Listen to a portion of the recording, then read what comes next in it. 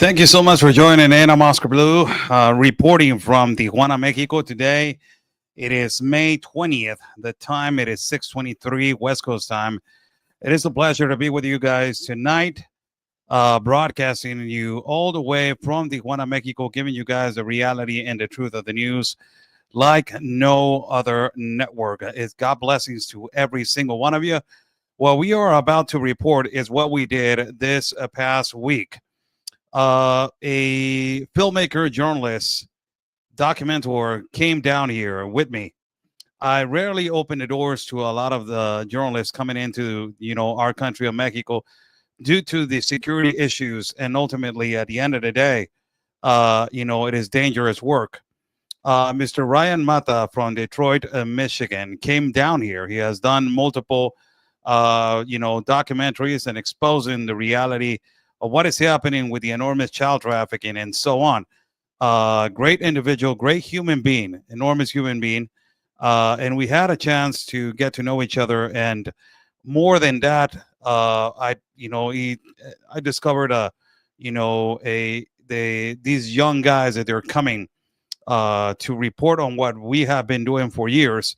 They're hungry. And, we need to open the doors for more people like him to acknowledge and to post and to expand the information all over the globe.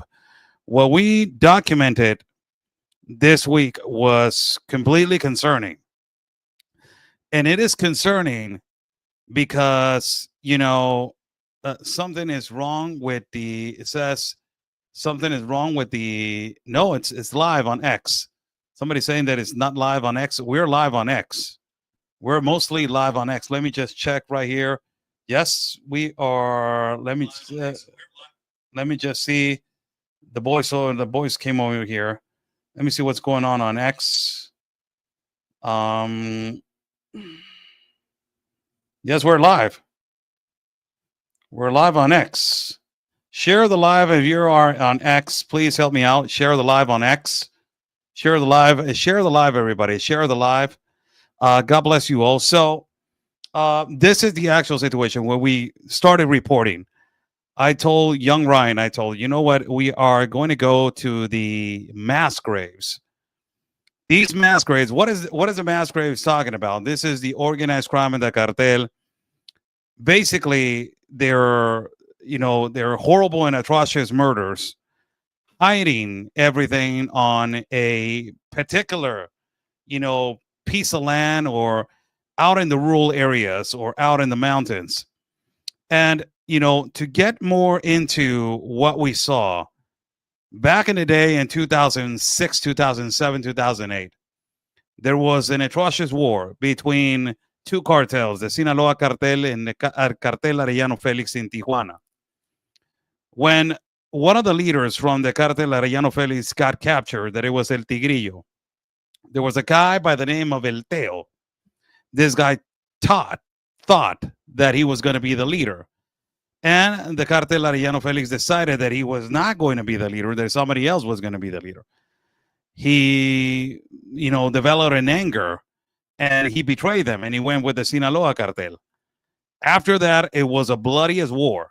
You guys don't even imagine what Tijuana citizens went through on those particular years. There were gunfights all over the place. But more than that, what I want to tell you is that El Teo, this, kingpin, basically narco, he hired people to basically eradicate and dissolve the evidence. What was the evidence, people? The evidence was human beings. And the most shocking thing about this interview that I'm about to show you, I'm going to show you two things. The interview, but the most shocking thing is who taught this guy to how to dissolve bodies in sulfuric acid. This humongous mass grave, I believe that is the biggest mass grave in the country of Mexico. The mass grave holds more than 700 bodies underneath, more than 16,500 liters of sulfuric acid. And also the bone fragments were picked up by the barrels and also buried in on the next piece of land. Everything was orchestrated, but this guy got trained by somebody. And I was completely shocked when I heard it. Please, for everybody that is watching, if you're concerned of what the things that you're about to see, don't watch it. But apparently, what I heard, statements and claims by the person that discovered this particular site where there was this mass graves. This individual, his son, was tortured in this place and lost his life. He discovered it later on when basically they gave him the archives and the statements of Santiago Mesa, that is the actual perpetrator, El Pozolero, the butcher, better known. And the statements of his, he clearly says who trained him and who basically gave him the guidance of how to dissolve and how to eradicate bodies. So I will put this video that I have posted on my account on X. We're going to go little by little, and I will explain to you what we reported over here. Mass graves, the cartel violence, and ultimately, it's whole, the significance of this actual brutality of the cartel. This is the actual report. I will put it on, remove myself, and you guys can hear it. This is the site where the mass graves, and this site was where this butcher was torturing. He had two campsites. He had a campsite where he kidnapped and he put them there. Then he had another campsite where this house, he had three little houses, and one of them was kidnapping, the other one was torturing, and the last one was the most horrible one, that it was basically the dissolvement of the bodies. So before we move on and before we start getting better on this, share the video, like the video, share the video, like the video. If you guys like to contribute to my independent reporting and travel fund, buy me a coffee. It is pinned right there in the chat. So I will retreat myself from the screen. But this guy, his persistence to find his son, then later on, he found in a way to convert this place into a sanctuary for all the people that they were dissolved and tortured on this horrible, horrible, location. Let me put the most horrific mass grave in the country of Mexico. It is located in the city of Tijuana. Santiago Mesa, El Pozolero, better known as the Butcher. He used to decompose and eliminate and eradicate bodies in barrels of acid in this particular location. Santiago Mesa, better known as El Pozolero, for the American people, is almost like a guy that it was called the Butcher. Used to operate for the organized crime and the cartel. Today, and is still consistent, we have a big problem, that is the human mass graves that they have been found not only in the city of Tijuana, but alongside the country. An extermination camp just recently was found in the city of Jalisco. This right here, it will shock you, the stories and the horror, that this is not terrorism. This goes beyond terrorism. This is a guy that it was completely inhuman, putting bodies in gallons of acid. And also they had a whole system of how to eliminate the blood and put it in a mass grave, and the bones to put it in another mass grave. And makes you shocking, the statements that this was not the only place. They have two other mass graves, one on the top of one mountain headed to the east side and one to the northeast side of the mountain. These people had multiple places where they were putting hundreds of bodies to decompose and hundreds of bodies to be eliminated. This is the actual violence the Mexican citizens are facing with decomposed bodies, missing people, and massive mass graves. Look at this story. So this is one of the mass graves that is on this location. There's two mass graves.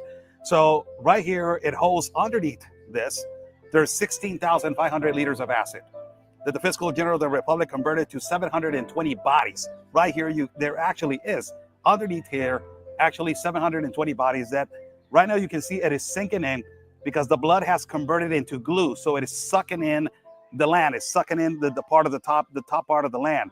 Right here, you will see a concrete compound that inside of there, they had barrels, and underneath the barrel, they had a stove. That is where he was depositing the bodies.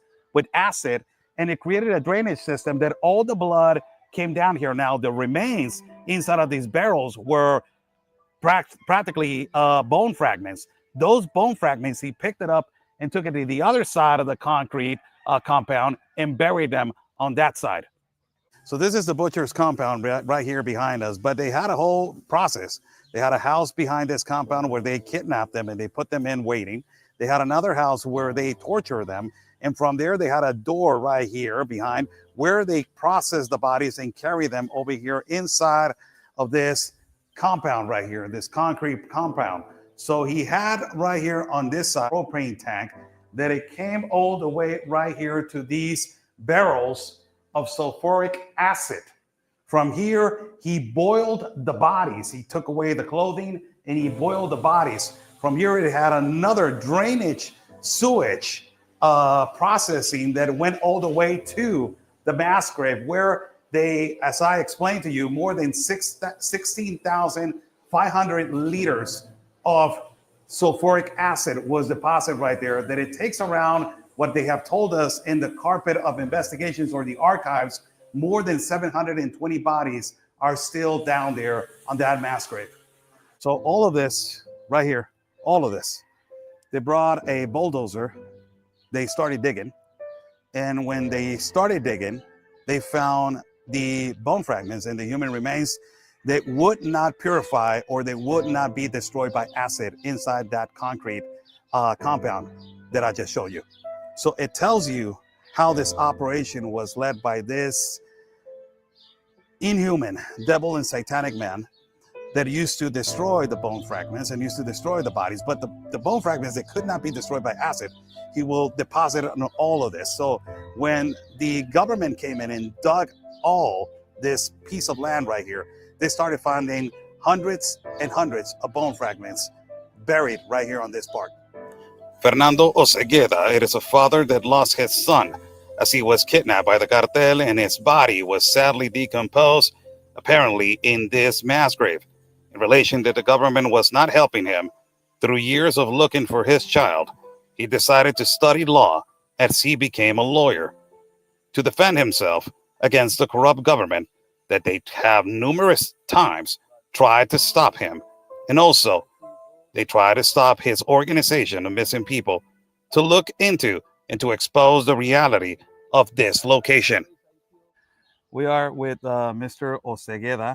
It is the director of missing people, an association of missing people right here in Baja California. Mr. Osegueda, thank you so much for giving us a minute of your time to explain how you found this place.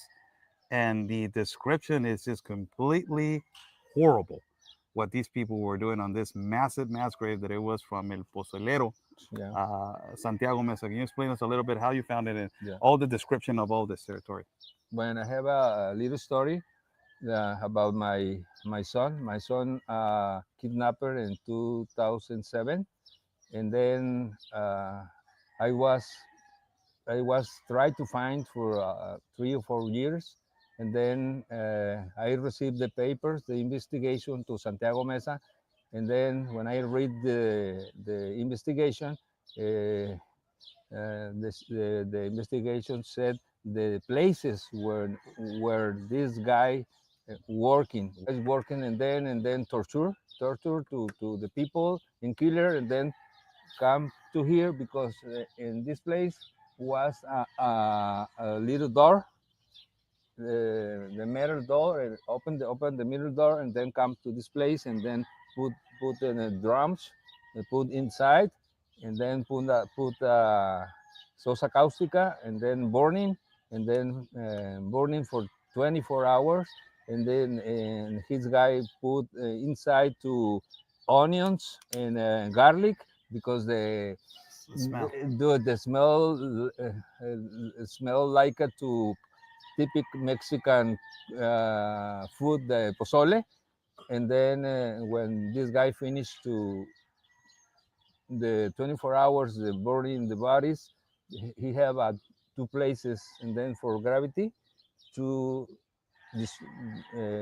empty the drums. Start to practice to dissolve body because the beef pork he tried before with animals, dogs and and pigs. Right now, the president of Mexico is not categorizing the cartels as terrorists. This is beyond terrorism. This is far beyond terrorism. This is inhuman. This is completely human. This cannot be described only as terrorism. Yeah, What can you describe it as? yeah. This I think so before with Hitler, the Holocaust. dissolvable Holocaust is the name is the lesa humanidad, delitos de lesa humanidad.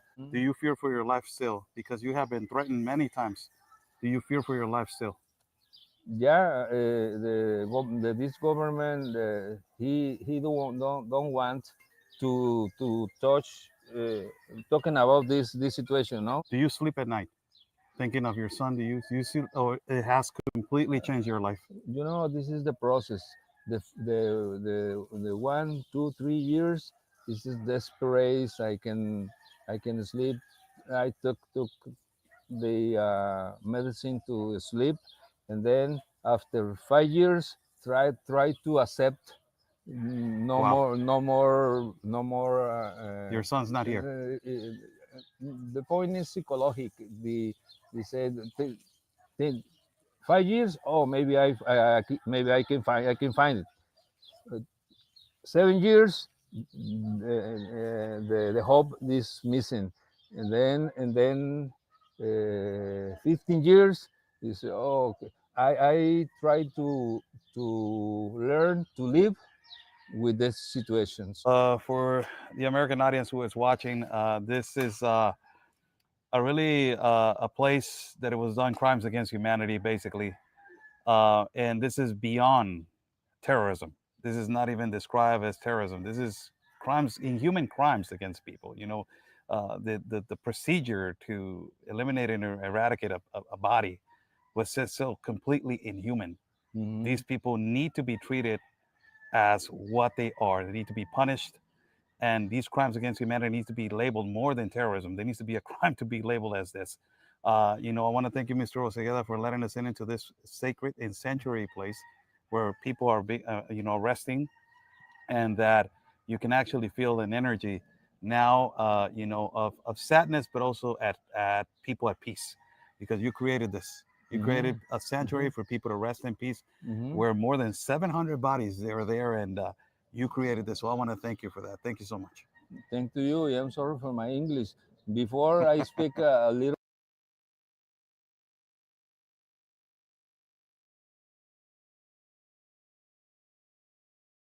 As part of the interview, this is extremely concerning. Extremely concerning, and we need to, we need to inform with so much, sensitivity of the level of insecurities that we as Mexicans, we are going through. This was found years ago. But the thing about it is that we went there when the absolute, direction to interview him and to actually give us a perimeter or an explanation if it's gotten better, because we have a problem right now, and it is an ultimate and inevitable problem, that is the missing people, the kidnappings of people. You have incompetent individuals who they try to minimize the information that we give. For years we have been, informing for years. These are keyboard cowboys, as they call them. These people, I have documented, told caravans, only Latino journalists, been in the Darien Gap 4 times, documented the war in Ukraine and 2 times in Israel. And now going into these particular circumstances and situations and places, it is extremely dangerous. Numerous times they have tried to hurt me and hurt my family. It has gotten extremely difficult. To call this sensationalism and to call this, alarmist, it's not having a pair of pants, really. These are men that they are not men. These are men that they are progressive liberals, that they defend themselves with their incompetent language of barrier of defense. That's the only way that they can defend themselves. Meanwhile, people are losing their family members.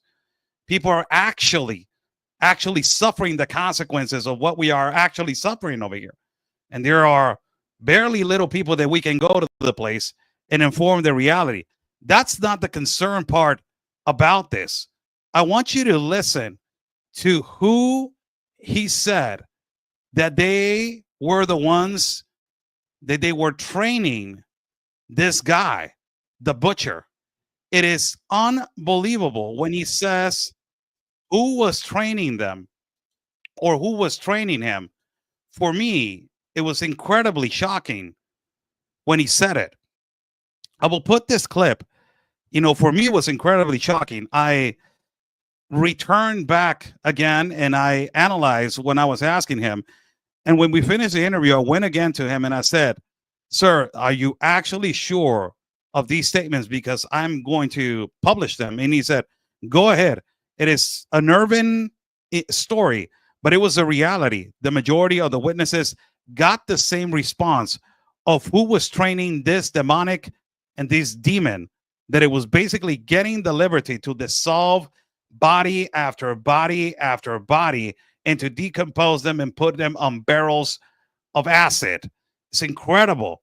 This story has catch a lot of attention, but the statements that I'm about to put, you guys cannot even imagine who was training this guy and who came over here to train this guy for him to know how to dissolve bodies.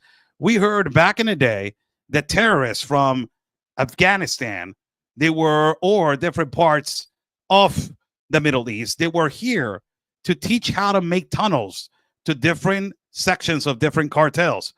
But how to dissolve the bodies, it was quite interesting to hear this. I want you to hear these statements, and I want you to just understand this is unbiased, and this is, being extremely impartial about this information.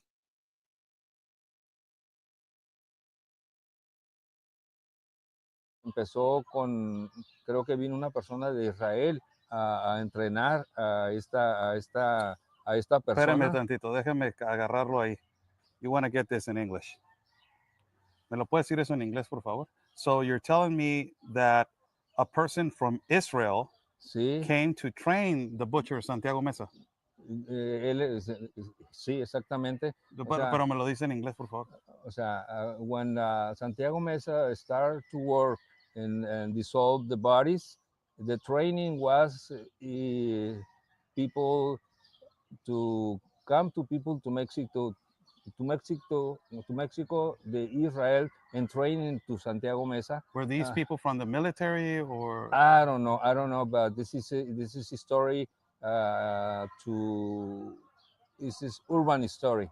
The somebody people to Israel come to trying to come to Mexico, and he learned to dissolve bodies. Dissolve bodies. The mission to the people to Israel come to training Santiago Mesa to dissolve bodies. Unbelievable. I was with Mr. Ryan Mata. We were at this particular location. When he told me this, I was completely in shock. As the statements also by Santiago Mesa and ultimately by family members, they affirm that these stories about people from Israel coming in and basically training the butcher, that there's vast evidence that there were people from the Middle East coming in the 90s and also in the early 2000s coming to train the Sinaloa Cartel of how to make tunnels and ultimately how to make explosives. We that we live in Mexico, we that we live at the border, and we that we are reporting on the ground, we actually know that this is a factual reality. Now, to get these statements and to actually contest or to try to challenge what this parent and what this man is saying, it is actually disgusting. If you're actually challenging what this man is saying, it is actually disgusting.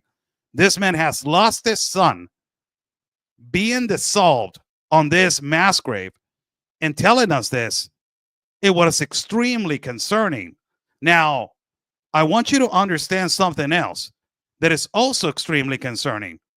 The left in Mexico, the ones that they use this language, sensationalism, alarmists. You're not a journalist, you're a blogger, minimizing all of us that we are doing the groundwork actually for years. They have been lying to the Mexican people of what they have done with the statistics on murders. Amazing. Hear the story. The collective groups, the ladies, the women, that they go out and that they risk their lives to find their family members. They have told us, and I am releasing this report tomorrow, they have told us that the government of Mexico, the way to decrease the level of violence and the level of homicides in Mexico, to not call it a crisis, and particularly to not challenge the government to label the cartels as terrorists, it is to document statistically every intentional homicide as an involuntary manslaughter. This is the reason why all these leftists, they're saying the tendency of homicides, it is going down. Exactly.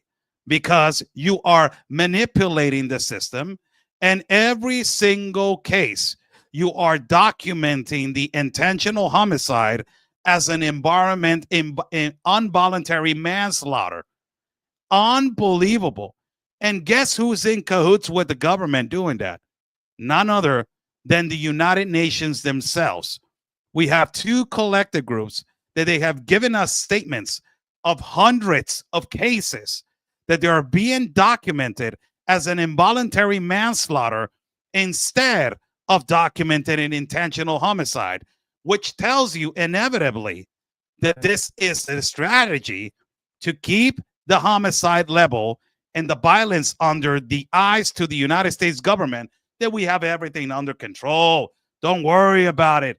That man fell out of a building. He was not intentionally killed by the cartel. No, he fell out of the third floor from his house. This is what they're actually doing.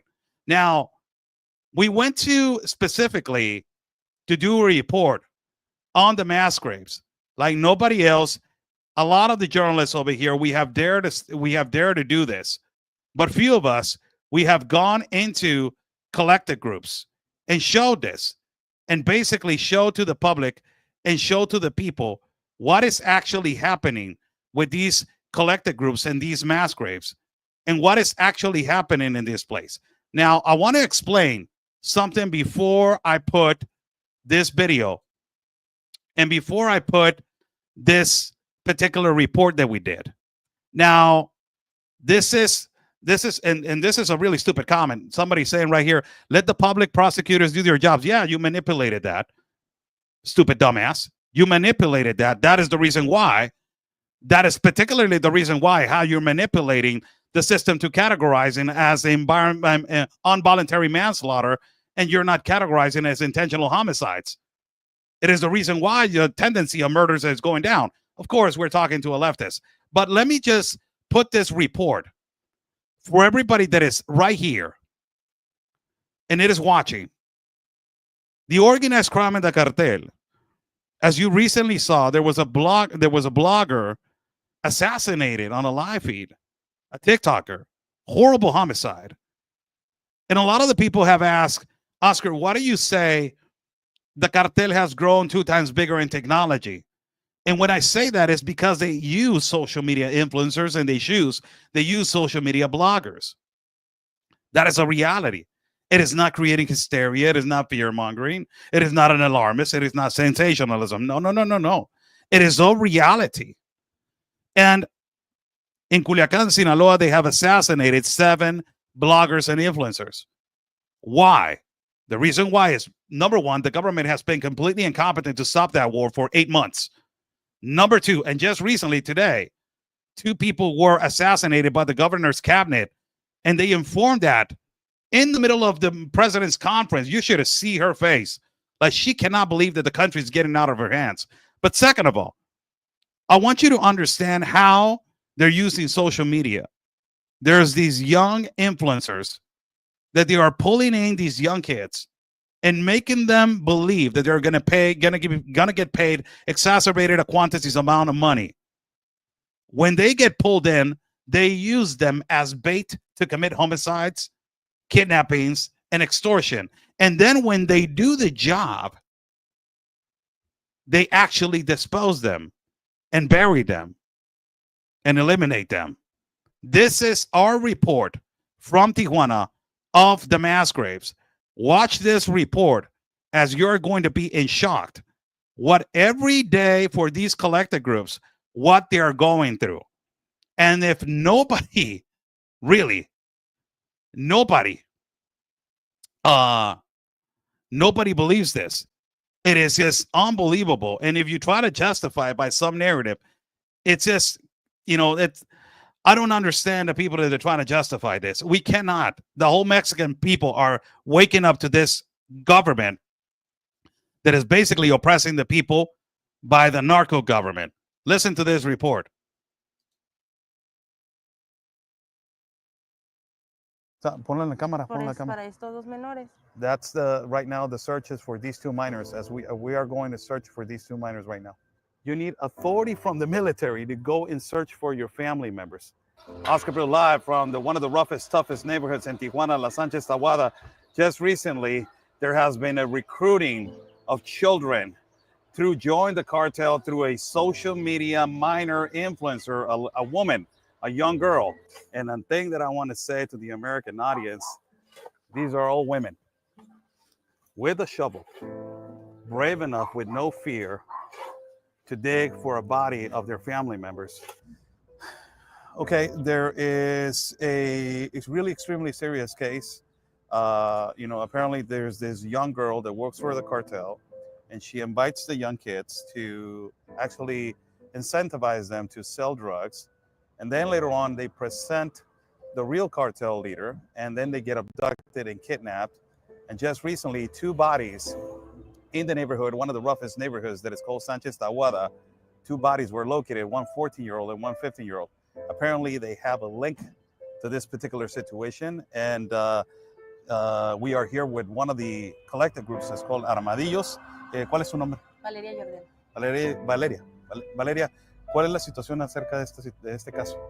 Bueno, en particular el reclutamiento, ¿no? Llama mucho el reclutamiento y de cómo... Basically, it is the recruitment. This has been going on for so many years, and the state knows about it, and they don't want to do anything about it. ¿Y cómo es la operación que se sabe de una niña que es la que recluta y está con el crimen organizado? Vía Instagram, esta niña los contacta, los cita en una cancha muy particular y muy conocida en Las Sánchez. Well, through Instagram. Basically, they get in contact through Instagram, and they meet up at a place that is like a municipal court territory, a sports land, a sports court, and it is controlled by, outside it is controlled by the authorities. And she recruits only minors because they know that a minor can get a less sentence, and obviously they can get released immediately. ¿Y qué más pasa en la operación? Una vez que lo cita, se lo lleva de ese lugar de... Well, once they meet up in this particular location, she takes them to the adult, the leader of the cartel. They meet up, and the leader of the cartel, plays this part that is going to pay them exacerbated quantities of money for the jobs. What are the jobs? Homicides, killings, extortions, and kidnappings. Y el nombre, la 09, es lo que les llama la atención. And also the content that she produces, every photograph she is carrying long firearms, and the nickname is called 09. Just recently, they were the ones, Armadillos, the collective group, was the one that found these two minors, these 14-year-old and 15-year-old, in this particular area. Ustedes fueron los que encontraron a los niños de 14 y de 15 años, un caso muy sonado ahorita en estos momentos. ¿Cómo los encontraron y en qué estado estaban los cuerpos? El día 22 fue localizado Brandon Federico. Nosotros recibimos el reporte. One of them was recognized in the area. The body was complete and, decomposed body. And the other one was en homicidios culposos. ¿Por qué no fue doloso? porque para el gobierno disminuir las cifras ante la ONU es muy importante y es una estrategia que están haciendo. As I was telling you, it was registered as a homicide, but it was a homicide of negligence. It was not registered as a homicide. This is what a strategy that she's saying that the United Nations it is doing to lower down the numbers of kidnappings, killings, and extortions. I want to pause that. Can you believe that? For the people that they were, let the prosecutors do their jobs. These are collective groups. One of them already found more than 700 bodies in her history, searching for bodies. Can you believe that? How they are trying to lower down the numbers. How they are trying to make everybody look that this is not a crisis, that we're not living in a homicide crisis, that this is, no, we're living okay. This is incredible how they are in cahoots with the United Nations and how the government it is reporting. This is not oh my God, he's such a sensationalist. Oh my God, he's creating hysteria. This guy's not a journalist. Oh my God, he's a paid Mossad agent. The stupidity, right? But you have right here evidence of this lady that is saying, I am the one. I go to collective groups. I search for bodies. And I ask her why is it registered as an involuntary manslaughter? Why is not registered as an intentional homicide? What is going on with that? Well, that is a strategy of the United Nations and the government to lower down the numbers. It is unbelievable. You get your awe.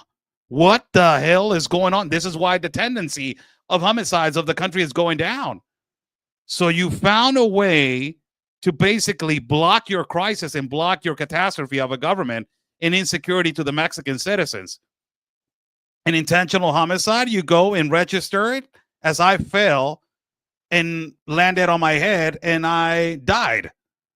Isn't it horrible? Look at this report. Y ahorita vamos a ir a la búsqueda porque se especulan más menores. And we are now going on this search because we're going to search for some minors on this mass grave. So this search that we're going to do right now are for minors and mass graves. For these collective groups to go and do their searches, they need security. Why? Because there has been a constant threat and assassinations towards activists that they're looking for their family members. So for the American audience to understand how it is the level of insecurity when you're searching for your family member on your own and it is not the government, look what you need to have. You need to have the military and also a vehicle from the government that is basically the vehicle of the missing people in the state. From the military to go and search for your family members. Insecure it is to search for somebody that you lost and you loved. Oscar Bill live from one of the roughest, toughest neighborhoods in Tijuana, La Sanchez Tahuada. Just recently, there has been a recruiting of children through join the cartel through a social media minor influencer, a woman, a young girl. And particularly there has been missing children, missing minors. Two of them were just recently found, a 14 and a 15-year-old right here. So the collective group, it is going to search right now for another two minors that they have been missing.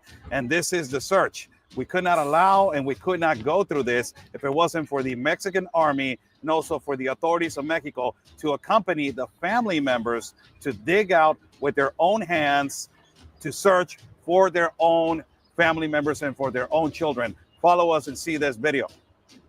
The way that they found this location, it was an anonymous whistleblower. And they say that possibly it's because he couldn't hold anymore from understanding that they buried them there. So the conscience, it is aggravating to these people sometimes. That's the reason why there was this whistleblower about to go in there and search. Other whistleblowers saying that also it can be on that place, on top of that mountain. Okay. Entonces, Paula, me comentas que todo esto no está. No, llevamos ya 6 cuerpos localizados aquí y restos de un séptimo. Alguna persona interesada en que nos sigamos encontrando. Extremely aggravating.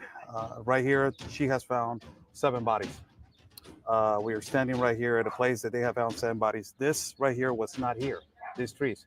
So somebody came over here and left all these trees over here for them to not come back and remove it and try to find more bodies. So the speculation is that there's more bodies right here. Right there, there is a piece of little small concrete or a piece of wood that is right there. And what they're going to try to do today is break that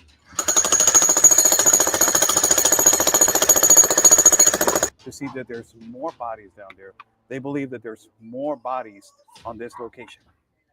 Because why would anybody bring all this Yes. to cover it up if Yes. there weren't? Absolutely. You cannot. Because the law says that if you implicate yourself in this, cartel is looking that you're searching, you're implicating yourself.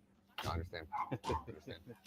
Because it is basically described as yesterday, one searcher for his son described this as a Holocaust that is happening in our country of Mexico. They're disappearing the youth, they're disappearing women, and they're disappearing men like it is nothing. Behind me, you will see a mass grave. Right here, there has been 7 bodies that have been found, and they're searching for 2 other minors. As minors have been gone missing consistently in the city of Tijuana, what has been happening is that the cartel, it is using influencers and bloggers. They used a minor, a 15-year-old, publishing herself on social media on Instagram with exotic clothing and pulling in young kids to make them work an offering for the cartel. Then later on, this minor presents the adult, the minors that they're about to do a hit job. And the job is not only just distributing narcotics, it is assassination, it is homicide, it is extortion, it is kidnapping. So the cartel is using these young kids to do their dirty job, and then they kill them. They dispose the bodies on these particular locations.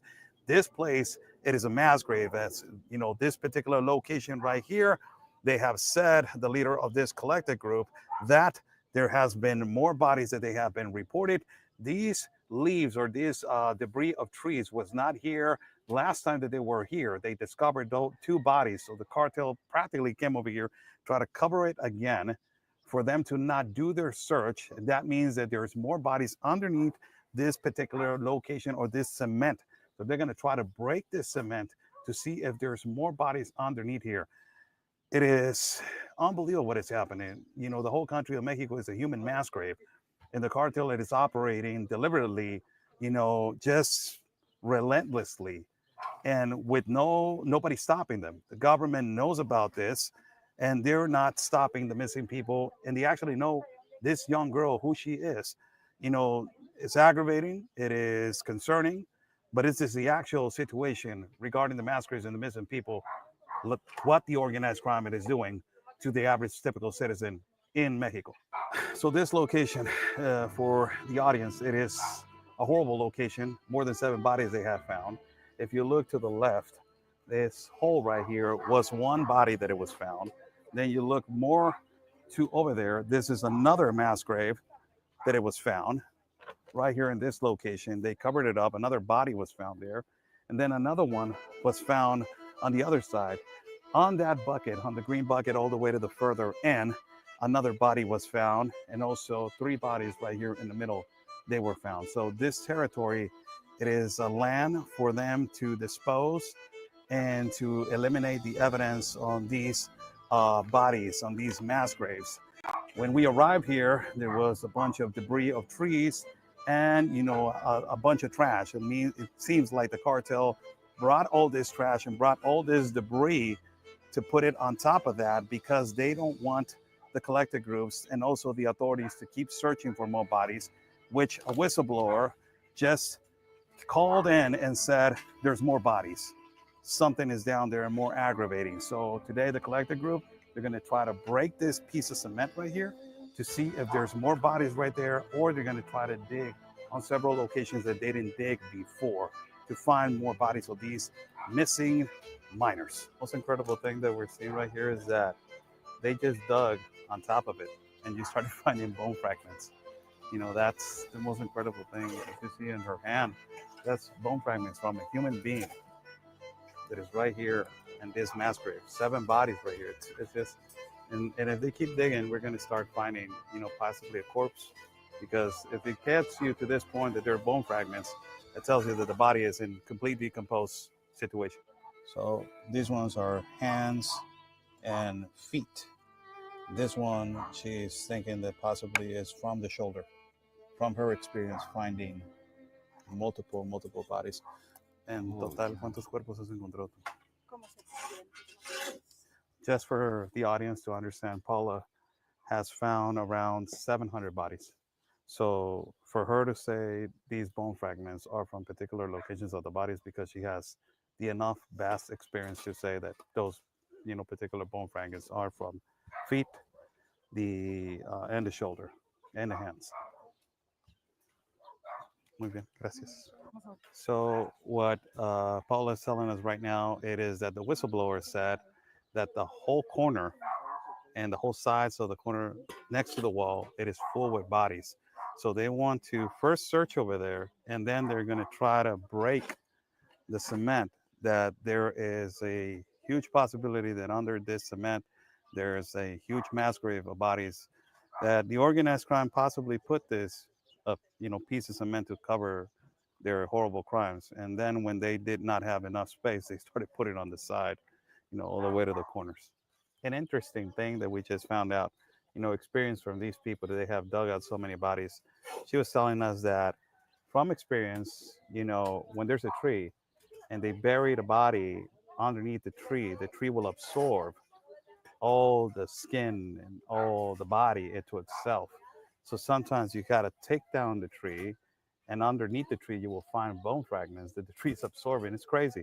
And she told me when we went to Sonora, next state to Arizona, there's cactus over there. So you will see a deformed cactus falling down. It is because the cactus already absorbed also parts of the body. This is the reason why she says these bone fragments, they were pulled out by the tree that it was right there apparently. So one of the equipments to find a body, you will look at this utensil and you will say, well, what is it for? So what is it for is that you push it all the way to the bottom to where you will find that it gets stuck. And then you will pull it out and the state will smell it. And if it is a decomposed body, now you can find, or if it is blood that is coming from there, now that actually can say, there's the body. So actually, this little utensil, they have found hundreds of bodies with this. The sanctuary for the Holy Death, you already know that, right? Which is the Holy Death? Yeah. Okay. The level of evilness. On top of this premises, there's a huge mass grave that they have found 7 bodies. What are the coincidences that the cartel that is operating and dropping bodies on that mass grave, and you have a shrine of La Santa Muerte down here? What does that mean? It means that possible sacrifices to the Holy Death, or the basic instinct to assassinate in her name. This is cartel activity. We have seen it, this love for this shrine and for this evil and demonic figure in Culiacan, and also parts in Michoacan, and in different sectors where the cartel, it is actively operating, decomposing bodies, and doing sacrifices for their own selves. As you just heard, there's loud music playing on, and there's a reason why they are playing that music. It is like a calling from the cartel to tell there's government up there, don't come out. And they start playing the music loud, louder, and louder, and louder. And when it's extremely loud, it is to just make a specific calling to every single cartel member to not get out. There's government in the block. So very curious thing when it happens when there's a government on these kind of places trying to discover mass graves. You hear the music. They put it loud. And it is not just average people putting loud music. It is like a calling to the cartel to let everybody know that there's presence of the government right here around these neighborhoods, and they're trying to dig out bodies, or there's just basically the government is around the neighborhood. It is a sign, it is just like a signature move to alert everybody to not come out because the government is right here. Body. Está, mira, allí tú Pero es la cabeza, ya. la mandíbula. Es la mandíbula. Es la cabeza, no tengan cuidado. Ah, It's the head. sí, es la cabeza. Okay. Yami, ¿cómo lo ves? Ya estamos ahí. Si lo dejamos y seguimos escarbando hacia acá, Para ver si hay más. porque si no nos vamos a quedar otra vez Sí, con la sí, otra vez. eso sí. Nos vamos a tardar en una sola tumba. Acá pegado aquí, Igual. entonces por eso viene, Ajá. They just discovered the head, as you see, is just the remains of the head, is bone fragments of the head right here. So it clearly states and it clarifies that this is a huge mass grave that it just was discovered by this collective group. 7 bodies. This will be the 8th body. A head right there, a skeleton head. And they're going to start digging to find more. We're at the site of the first mass grave over here. And what you're looking at here is you can see the teeth. You can actually see the teeth coming out right there of the skull.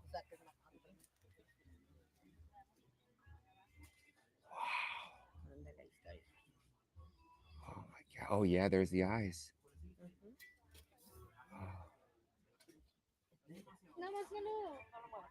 Oh.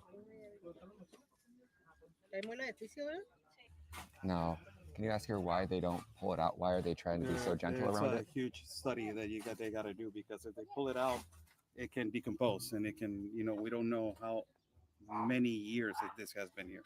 So Okay. they're being really cautious. And the way that they got to dig out now, it's got to be strategic, because if the head is right here, you will think that the body is down here, or the head is right here and the body's up there. So this is a whole area that you got to be really careful. Okay.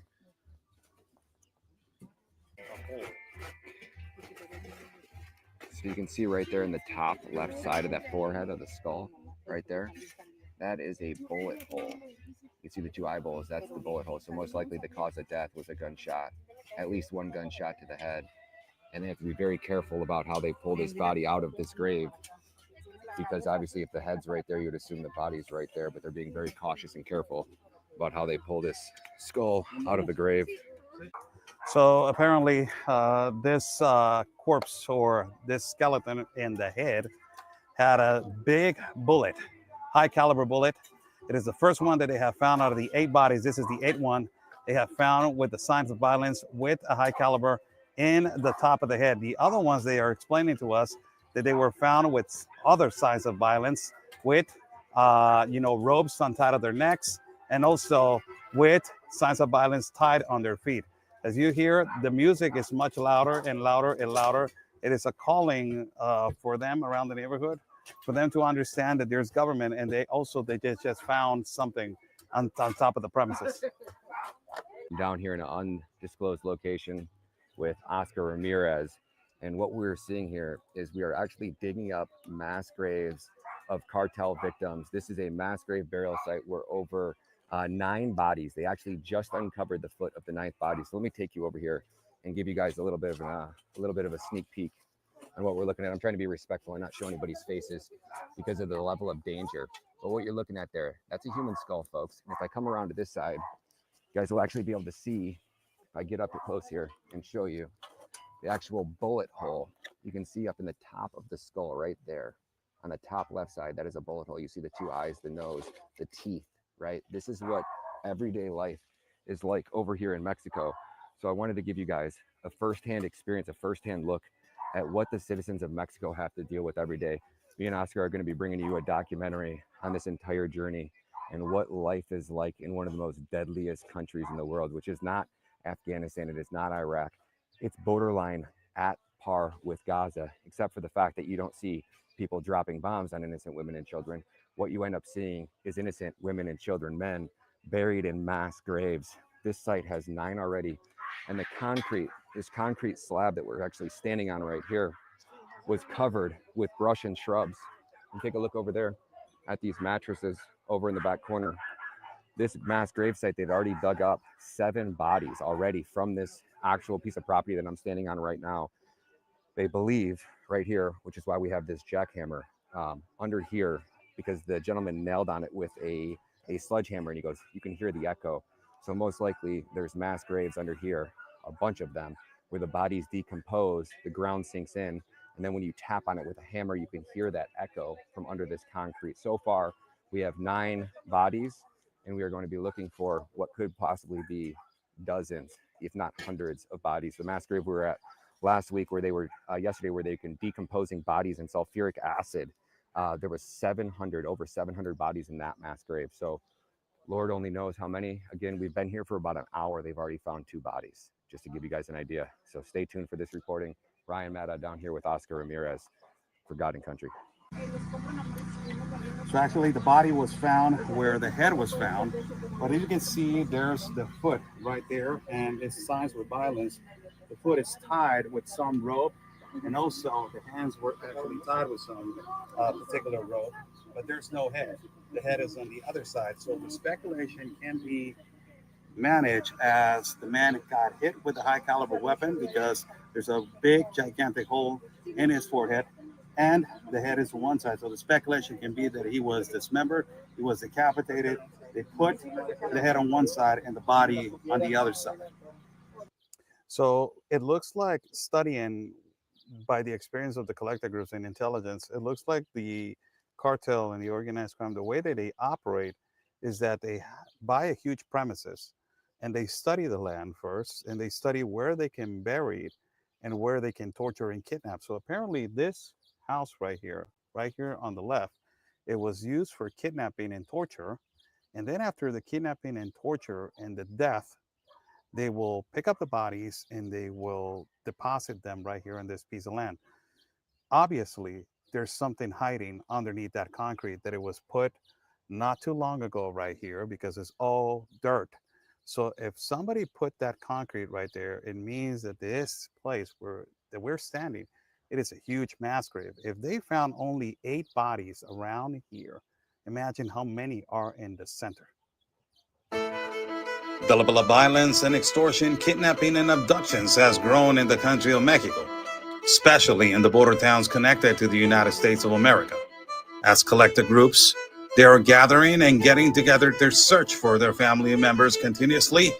The government is trying to do the best that they can to fight the organized crime and the cartel in the central parts of the country, but most entirely in the border towns that connect to the American territory. I'm Oscar Blue reporting from Tijuana, Mexico with Ryan Mata. Stay safe. And like we always say, God's plan, it is our mission. So that was, our report. Somebody's asking a important question. Do they try to identify the bodies through DNA? Yes. And I will try to tell you, tomorrow I will release the report of the government categorizing some homicides as involuntary manslaughter. It's unbelievable. The level of how they are trying to create this smokescreen to make everybody believe everything is okay in the country and that we don't have a problem with homicides. No, nothing is going on over here. It was an involuntary manslaughter. It was not intentional. It was negligence, the way that he died. But he just was so negligent that he buried himself in a mass grave. That's about it. And that's how the government is forcing a system to basically categorize these numbers to lower down magnificently and to show stats and statistics to the top-notch government. But ultimately, at the end of the day, who is pressuring people? Who's the government that is pressuring to label the cartels as terrorists?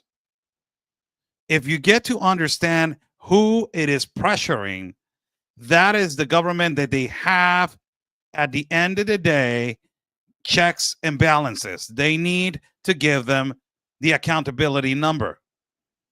And when you go to the Trump administration and say, I don't know what you're talking about. My tendency of homicides, of intentional homicides, they're going down. This is my register. I don't know where you're getting your stats. My stats are good. These are involuntary manslaughters. We have a lot.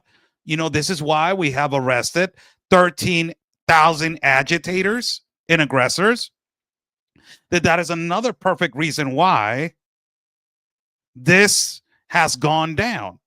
And it is in a specific, incredible number to show to the government of the United States, those are the ones that they're generating the violence, justifying the involuntary manslaughter. So now you have something to say, why you're saying that they were intentional homicides. It was not. It was an involuntary manslaughter. It was negligence. These are our numbers. These are going down. And we are arresting 13,000 agitators and aggressors, by the way. And we have dismantled 758 laboratories of fentanyl and methamphetamine, by the way. We are doing the best that we can to eliminate this problem, by the way. It's unbelievable. It's incredible. There is a comment right here that I would like to put on screen.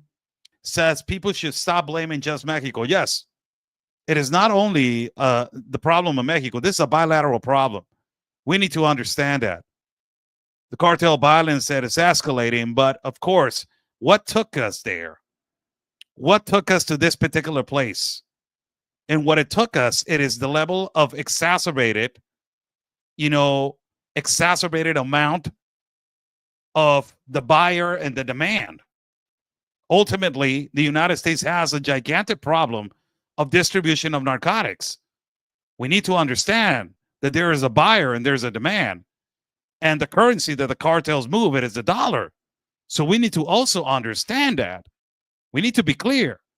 The United States is the number one with addiction of fentanyl, the number one buyer of cocaine and distributor of cocaine, the number one with debts of fentanyl, and ultimately, through the ports of Arizona and Texas, it is where all the trafficking of firearms are coming to Mexico and to feed the cartels. As a matter of fact, there has been weapons that they have been discovered that they were from the military of the United States of America in the hands of the cartel.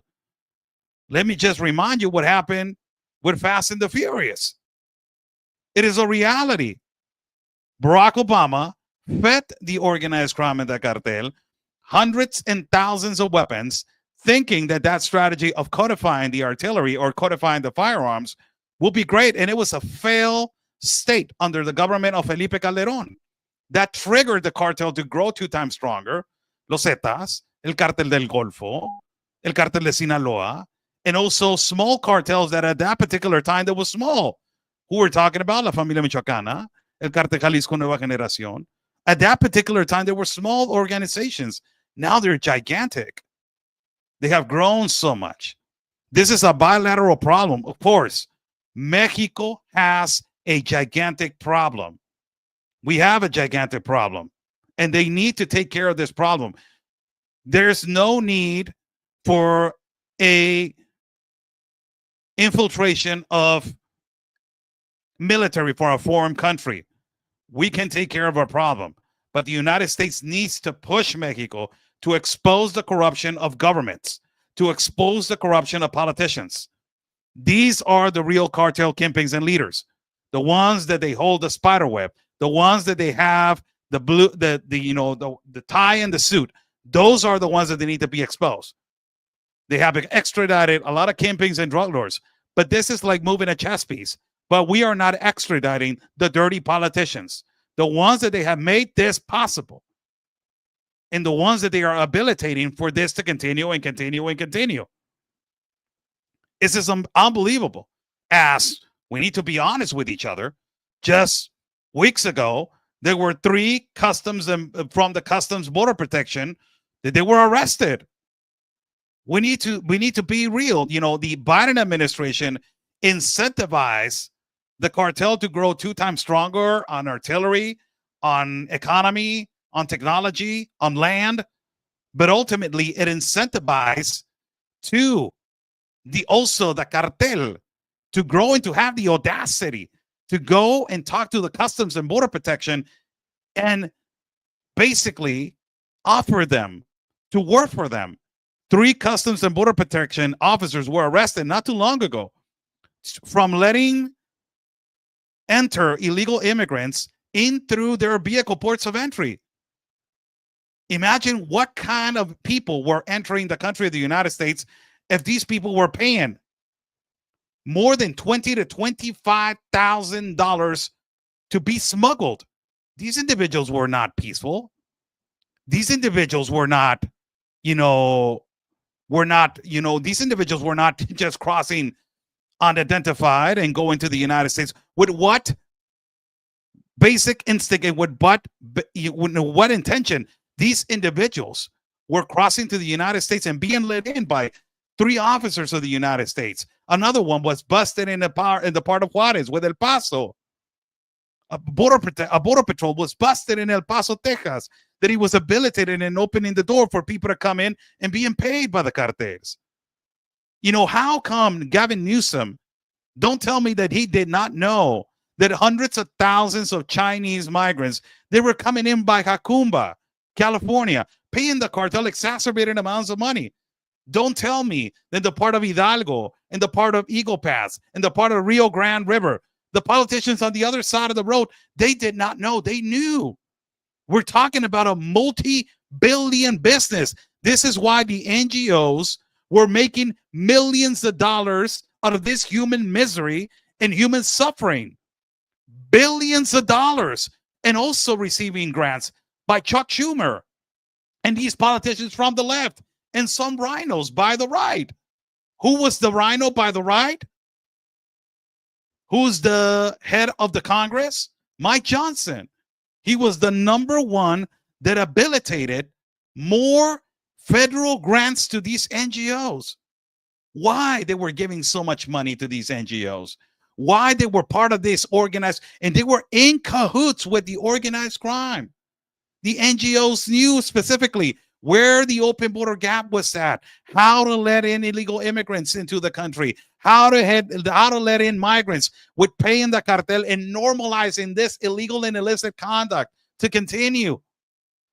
Normalizing that it's okay to pay exacerbated quantities of money in the jungle to the cartel. Normalizing that this was okay to walk a caravan for kilometers and kilometers from Central America all the way to the borders of the United States and paying the cartel. Normalizing. They normalize this as a part of a process.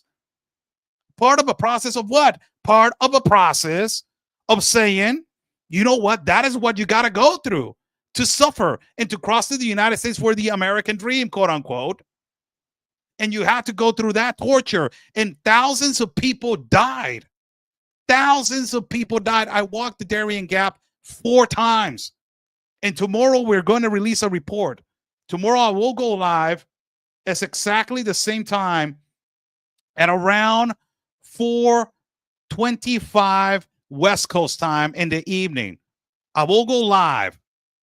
I will go live tomorrow, specifically at that time, for us to discuss also how the Trump policies have saved lives in the Darien Gap, but also what it's causing right now in these trigger areas in inner wars in several countries. I will read a comment, this right here, that it says right here, we have to stop looking at the cartel problem as Mexico problem only. I agree it is a bilateral problem. I just said it.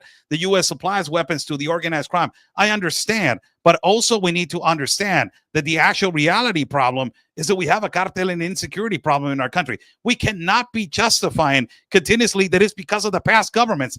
The past government before Claudia Sheinbaum had 200 and some fraction thousand murders in the 6 years. These are actual statistics and stats. We cannot run away from that. We need to look at the reality, and we need to stop focusing on a political flag. We need to start focusing that this is for the country of Mexico, the safety and the future of our children and the future of our grandchildren. God, permit me to see a grandchild, or the future of our people. We need to look at that, and we need to stop looking at the other country and blaming. We need to fix our country. Stop with depending on we need to stop depending on another country for help. We have the infrastructure, we have the military, we have the Marines. They are extremely prepared to combat the organized crime. But guess what? We have a lot of corruption, and the corruption runs deep And that if the United States people believe that the swamp in the United States, it is deep, for God's sake, let me not tell you about the swamp in Mexico. The swamp in Mexico, it is extremely deep. And it goes beyond deep. We need to start pushing for the exposure of these people that they have been manipulating the system, and they have been consistently using their power to manipulate the interior wars. This is what we need to do. And it is being done right now. It is being done. I'm going to tell you like it is. Right now, this is another topic, and I will touch it real quick from the top right now. No to somebody say no to interventionists. No, of course not. We can handle this on our own, but we need to actually push the government to do so, brother. We cannot be relying on just pointing the finger and saying it's because of them, it's because of them. No, we need to actually do something now. This is getting out of hand. Look what happened in the government of Baja. They canceled the visa of the governor of Baja California. What do you think? Because she didn't go to Disneyland in September? And I live over here in this state. What do you think? It's actually, we need, the actual movement needs to start. And also, there's other politicians that are having the boldness. They're having the boldness to speak now. And this is incredible, because now people in the political stature, now they're not getting afraid to speak. Now they're not afraid to speak, and that is actually something that I think that I applaud, because now the people are saying, you know what, that the hell with it. I'm just gonna say it like it is. Politicians now, they're saying it like it is, and it is hard to believe for the Mexican people, because the Mexican people were sick and tired of just seeing corruption, and death, corruption, and violence, corruption, and more death. We're just sick and tired of it. So hopefully we will continue with this reporting. God bless you all. How's everybody doing? Thank you so much for joining in. It is the 20th of May of the time, and the West Coast time. It is 7:35 in the evening. We are going to be reporting tomorrow, giving you guys another report on the actual situation on the immigration crisis, how this shutting down the dairy and how it has helped, how, illegal immigration, how it's shut down at the borders, and ultimately a lot of things that surround immigration, with how the organized crime was busted. I think it was yesterday or today was breaking news. I believe so. Let me get my stats correct, because I don't want to misinform, but it was busted on the central parts of Mexico. The organized crime was detained by the military, where 3 military men, I believe that they were injured until now. This is what I have heard, injured, but 12 agitators of the organized crime were taken down and shut down. But the most incredible thing about this is that in those agitators and in those members of the cartel, there were several members, former military of Colombia. This absolutely, we can puzzle it with illegal immigration coming through the Darien Gap, that I have informed and told you guys that they were former military, even from Africa, even from Pakistan, even from Afghanistan. We interviewed an Afghan pilot in the middle of the jungle, even former military from Colombia and former military from Venezuela. When you don't have nowhere to go, and a lot of these individuals that they're migrants, that they just want to get to a better life, they are offered something by the organized crime to say,